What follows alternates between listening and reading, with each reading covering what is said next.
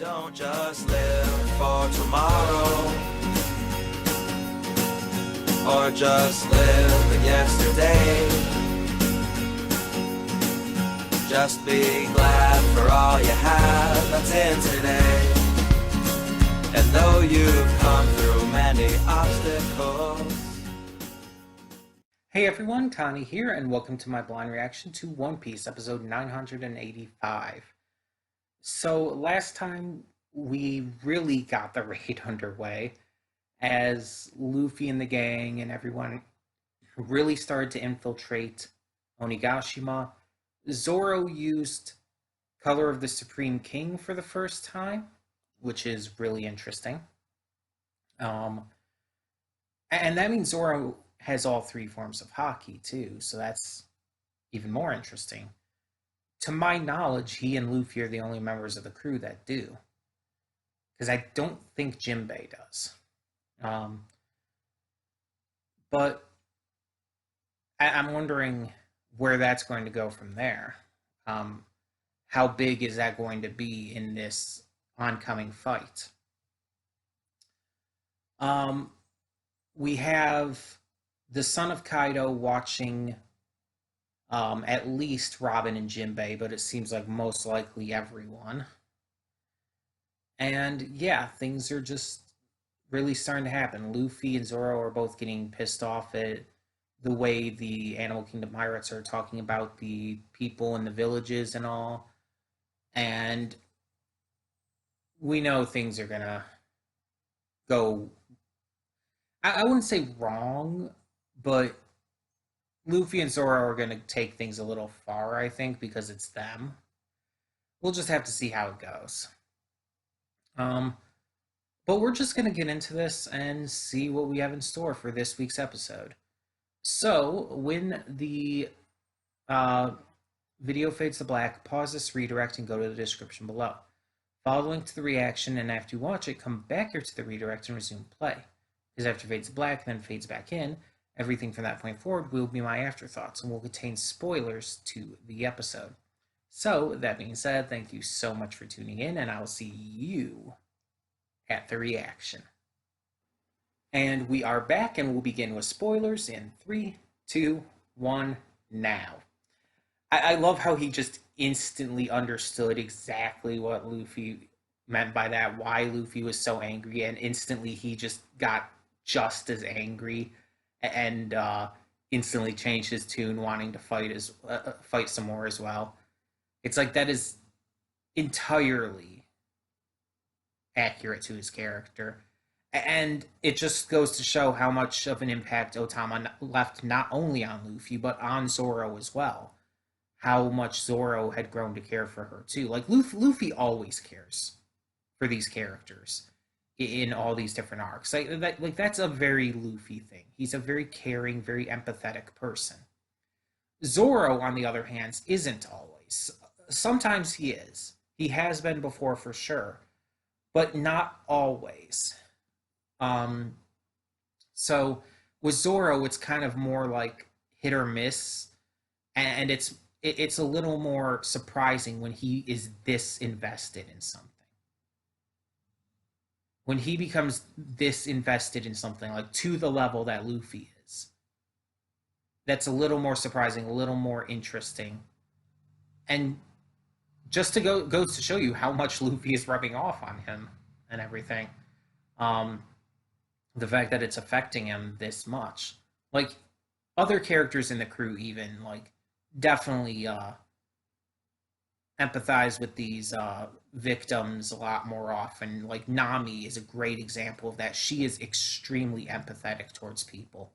One of the biggest examples being with Vivi in Alabasta. She just really quickly began to care and empathize for her and her plights, and in the end even was willing to like give up the money, which we know Nami loves, for Vivi's sake, because she just wanted to help her, and that was more important.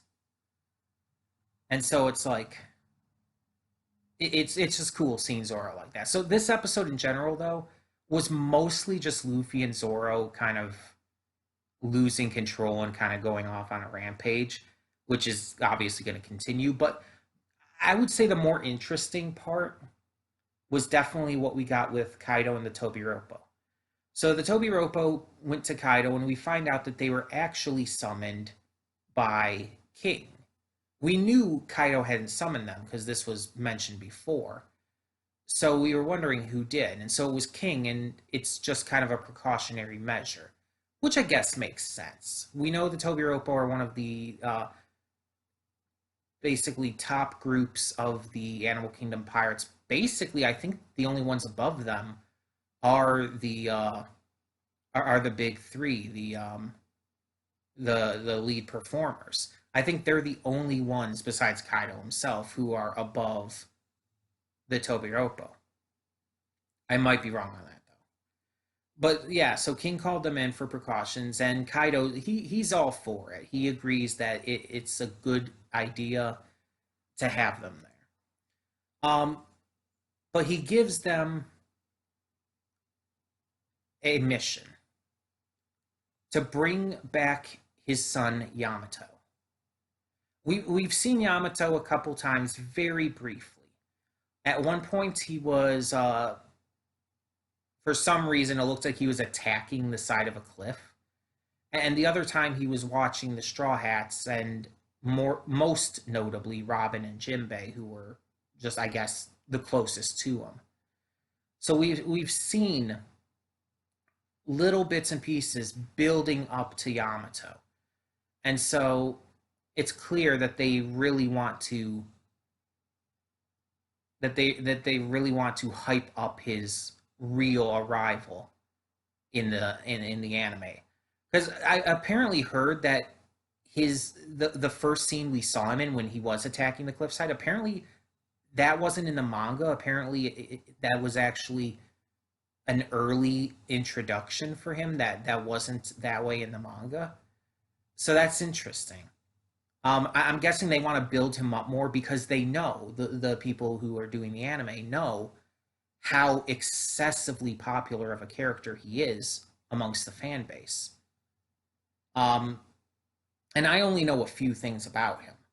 I don't know everything about him, but I have heard a few things. Again, I know what he looks like. But at the same time, I also know that he is excessively popular. Like, I would say he's one of the most popular characters in the entire series right now.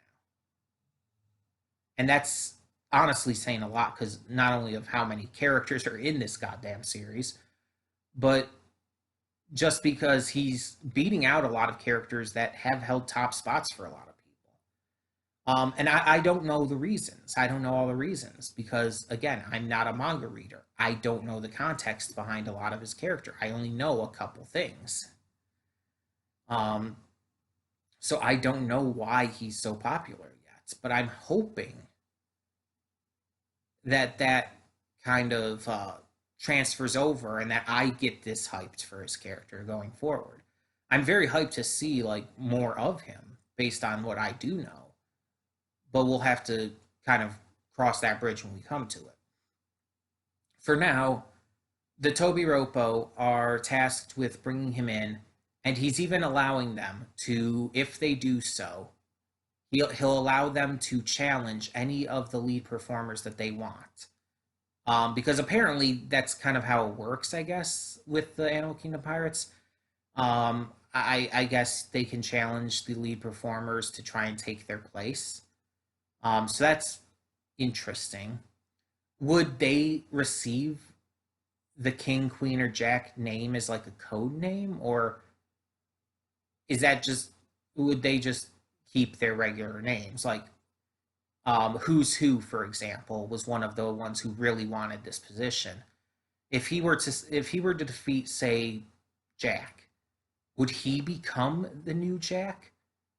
Or would he still remain Who's Who? That's what I'm wondering. I'm wondering if Jack, King, and Queen are code names or if that's just their names. I don't know. But what I do know is that with Luffy and Zoro causing all this commotion, and especially with Luffy so far not even really hiding who he is, using his elephant gun and all. It's not going to take long for them to realize who he is and what's going on here. So I'm wondering what's going to happen when that is revealed. I'm definitely interested. But yeah, they're pacing things out here for sure. Without question, they're trying to pace things out. Like, that's undeniable. Because I feel like this episode, like, almost felt really slow. But I'm not saying in a bad way. I really did like this episode, but it did feel like maybe a little slow. And that's because it was not a lot going on. But the people working on the anime probably have to pace it out just to keep far enough back from the manga. Probably don't really have too much of a choice for them. But yeah.